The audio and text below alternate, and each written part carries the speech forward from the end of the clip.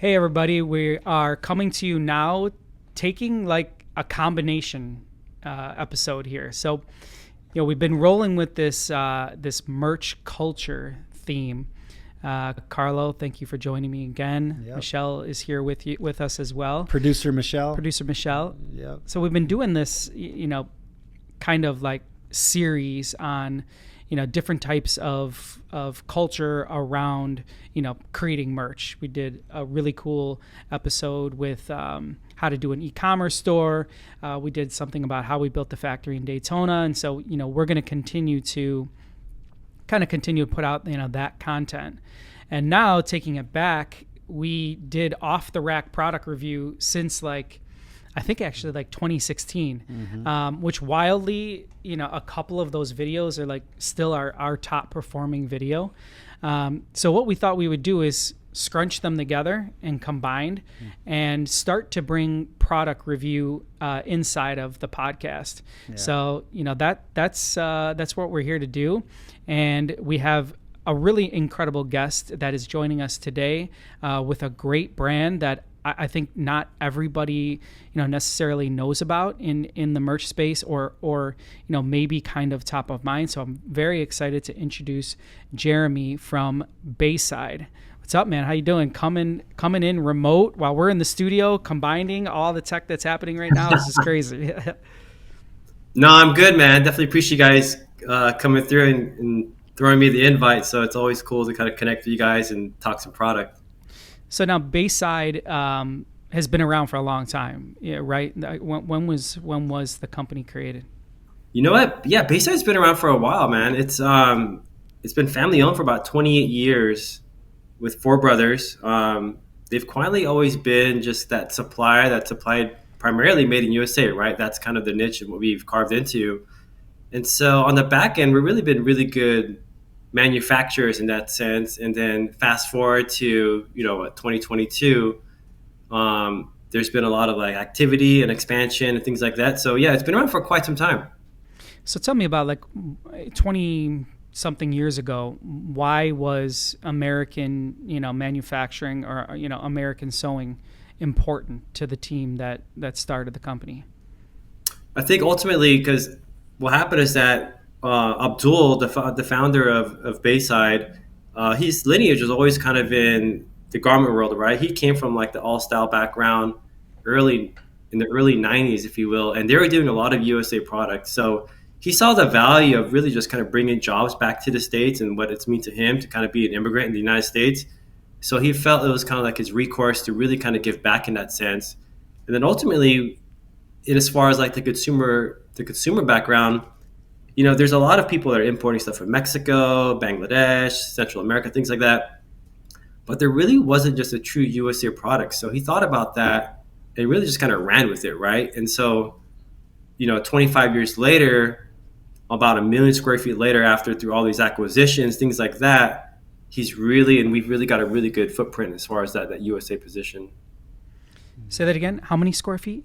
Almost about 1 million square feet between all of our factories. So the reason I say that is because about incredible. 6-7 years ago, when American Apparel went up for sale, Gildan bought the name, and then Abdul and the family bought all the factory assets, which ultimately made them the largest fully vertical apparel manufacturer in the United States, right? And so when you look at the facility down by LAX, the facility in Orange County, a couple of union factories, all combined strategically with the dye house, knitting factory, fulfillment center, and sewing, you're tipping over 1 million, right around 1 million square feet total.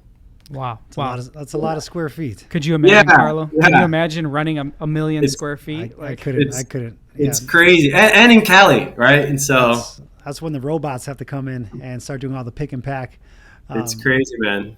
Yeah, that's cool that there's been so much evolution in the brand, and I think, like you mentioned, since 2020, things have been changing, and with the garments that you guys offer, do you find yourself in mostly one industry that you're feeding your garments to? Do you, like us, we're so music based. Some clients are very promotional product based. Do you find that there's a certain industry that likes your kind of garments more than another? No, you nail it right in the head. There's always going to got to be that niche or that certain segment that really kind of drives the business, right? So what we're finding is a lot of like patriotic brands. There's some large programs that go to like Bass Pro Shops, Cabela's, Second Amendment guys, even just the whole outdoor space. Like when you go to outdoor retailer, a lot of them are moving into made in USA product, right? And so it's just a guy just literally named off 5 or 6 categories, which have a pretty big footprint in our world, right? And so it's niche, but it's not at the same time, right? Right. It just depends on the end user and what they're looking for. It's more of like another option, if you want to call it that. And so we're seeing a lot of people now who are looking at USA as kind of an add-on versus a replacement with a current program they're doing, because their customers wanted to have another option, or there's a unique story behind a USA product that they want to add into, whether it be an SME program, a tabletop program, or things like that. But in general, yeah, there is a niche, but also there's a big growing demand for it as well too. Right. Yeah, I mean, we're American manufacturers. I like to buy American-made product. We love domestic. Yeah, right? like anything domestic, Yeah. anything made here, just has something special, to it. What is your background? Like, how did you land, with Bayside? I'm interested on, where you kind of came from, what you've done in the past. No, absolutely. So I've been kind of doing apparel for quite a while, right? But before this t-shirt world or apparel world, I was kind of in the footwear industry in a sense. I worked for a retailer as a buyer and a manager. It's kind of similar. It's called Blends. It's kind of similar like an Undefeated, or for you guys like a Flight Club or things like that, where they carry like Nike Quick Strike. So I was in a spot back in the day where I had a lot of like influential people coming through the stores, positioned that we're in Orange County. So people from like Obey, Stussy, LRG at the time, Quicksilver when surf was big. So I was able to network with quite a few of those guys. And then ultimately when I kind of like left that organization, I was like, you know what? What's that tangible item where I could kind of keep that relationship and have something to offer? And I felt it was t-shirts, right? So about in 2009, 2010, I joined All Style.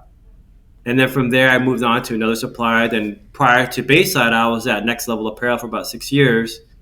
And then I felt like with Bayside, there was a growing demand with USA and some of the product offering that they were diving into that I felt was really impactful as far as what the industry is looking for. And so I joined Bayside last October as a national sales manager. So, but man, geez, I'll say t-shirts, 12 years, 13 years. Mm-hmm. Yeah. We always say once you get in this industry, whether you wanted to or not, Can't get out. you get sucked in. You really can't, man. It bear hugs you, and it's over. You just can never get released after that. No, you can't. I tell some of my friends that too, who kind of want to get in the industry as far as the other side with their branded apparel or with clothing brands. Like once you're in, you can kind of just navigate your way through that whole like industry or kind of like that career, So Right. it's so true.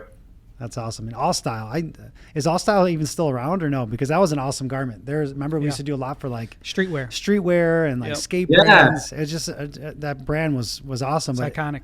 Has someone bought that pattern? Is it still in production somewhere? Like, do you know what's the story funny? behind that? So obviously Gildan bought All Style, I don't know, 5 years ago. Yeah. I'm not sure if they're still running it or they dissolved it or they kind of blended it with some of the other styles. But you're right. When I was there in the early 2000s, that was the shirt, specifically on the West. Right. It was just a really nice, like knitted 6.1 ounce OE type garment. Mm-hmm. That's very nostalgic. It's funny you say that because we had a client that came through the office about 2 months ago.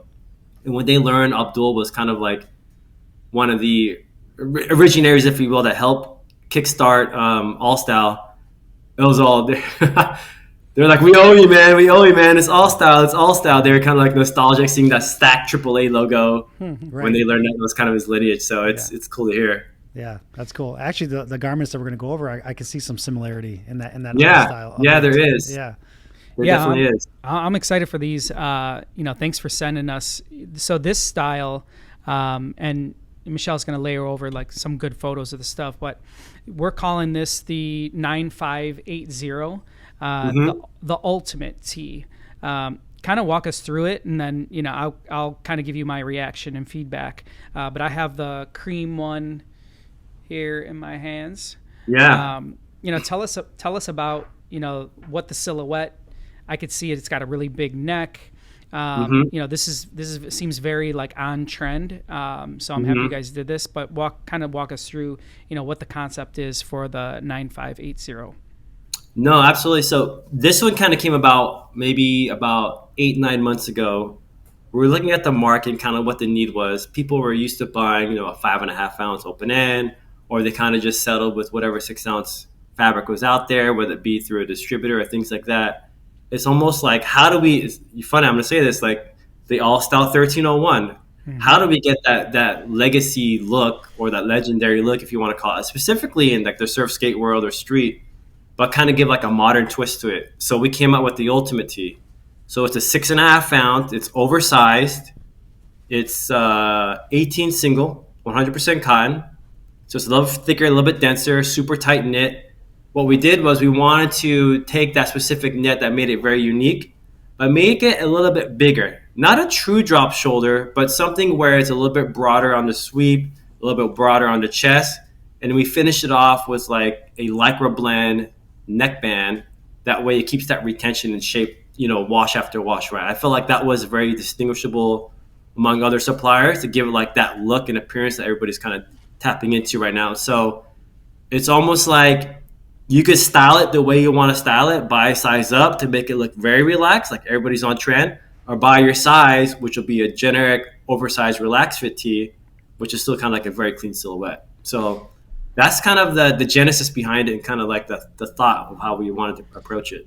Yeah, I mean, this like a very, very, unique, I would say like neck label. Yeah. I really like it. I think The you guys, neckline? the neckline's perfect. It's almost like a mini mock neck. Yeah, almost. Yeah. How about the sleeves? From my first reaction, I felt like the sleeves were very, very well done. Sometimes they can get flyaway.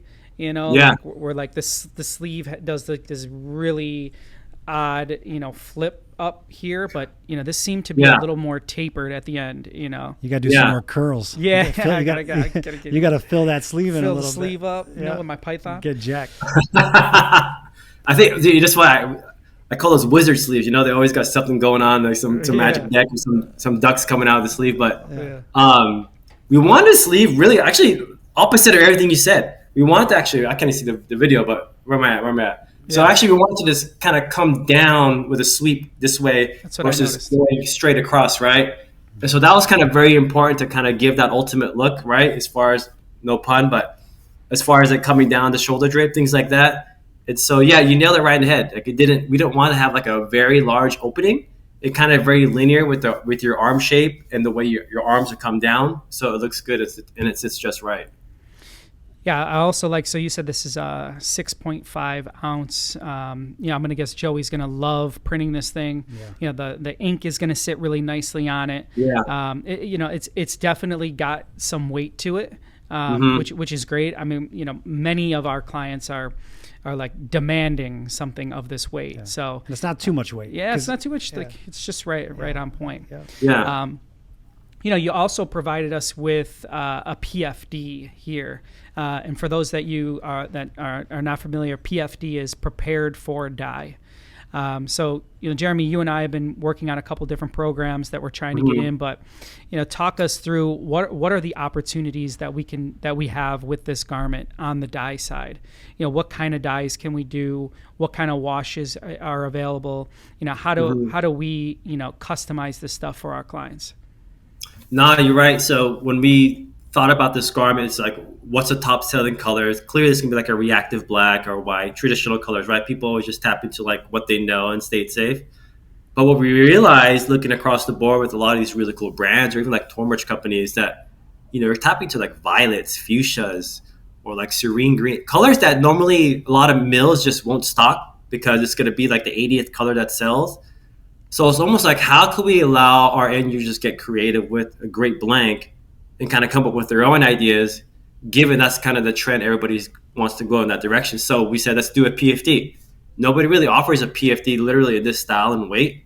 They do offer like a finished garment already, but we want allowed you guys to take control of that opportunity and kind of create your path. And so we developed this PFD program where we dye it ourselves in-house at our dye facility. It's a 300 piece minimum. After the lab dip's approved, it takes about 3 weeks to deliver.